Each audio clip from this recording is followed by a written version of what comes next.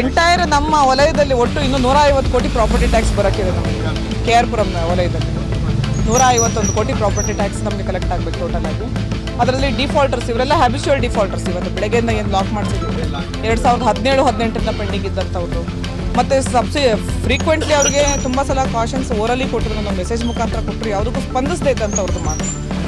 ಈಗ ಇಲ್ಲಿ ಬಂದಾಗ ಅವರು ಅಯ್ಯೋ ಅನ್ಸೋ ರೀತಿಯಲ್ಲಿ ಬಿಹೇವ್ ಮಾಡ್ತಾರೆ, there is no doubt. But ನಮಗೆ ಬೇರೆ ಆಪ್ಷನ್ ಉಳಿಸ್ಲಿಲ್ಲ ಅಲ್ಲ ಅವರು.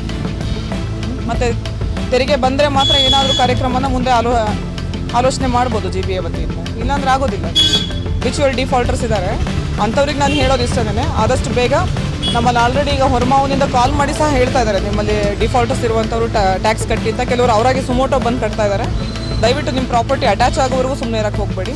ನಾನು ಹೇಳೋದಿಷ್ಟೇ ಈ ನಿಟ್ಟಿನಲ್ಲಿ. ದಯವಿಟ್ಟು ಇನ್ ಟೈಮ್ಗೆ ಟ್ಯಾಕ್ಸ್ ಪೇಮೆಂಟ್ ಮಾಡಿ. ನಮಗೂ ಕೂಡ ಈ ವರ್ಕೌಟ್ ಮಾಡೋದು ತಪ್ಪುತ್ತೆ, ಬೇರೆ ಕೆಲಸದಲ್ಲಿ ನಾವು ಕಾನ್ಸಂಟ್ರೇಟ್ ಮಾಡ್ಬೋದು.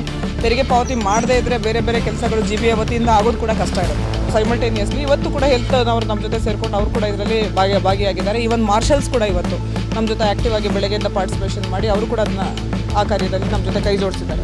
ಆಯುಕ್ತರು GBA ಹಾಗೂ East city corporation commissioner DS Ramesh sir ಅವರ ಮಾರ್ಗದರ್ಶನದಂತೆ ಹಾಗೂ ನಮ್ಮ ಜಂಟಿ ಆಯುಕ್ತರು ಸುಧಾ ಮೇಡಮ್ ಅವರ ನೇತೃತ್ವದಲ್ಲಿ ಇವತ್ತು ನಾವು KR-ಪುರಂ ಉಪವಿಭಾಗದಲ್ಲಿ ಒಟ್ಟು KR-ಪುರಂ ವಲಯಕ್ಕೆ 3 ಉಪವಿಭಾಗ ಬರ್ತವೆ.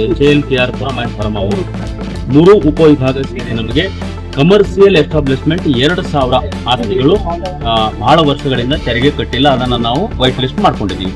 ನಮ್ಮ ಕಮರ್ಷಿಯಲ್ ಎಸ್ಟಾಬ್ಲಿಷ್ಮೆಂಟ್ ಏನು 2000 ಇವೆ, ಅದರಲ್ಲಿ ಆಲ್ರೆಡಿ ಈಗ 150 ಸಮೀಪ ಕಲೆಕ್ಟ್ ಆಗಿದೆ.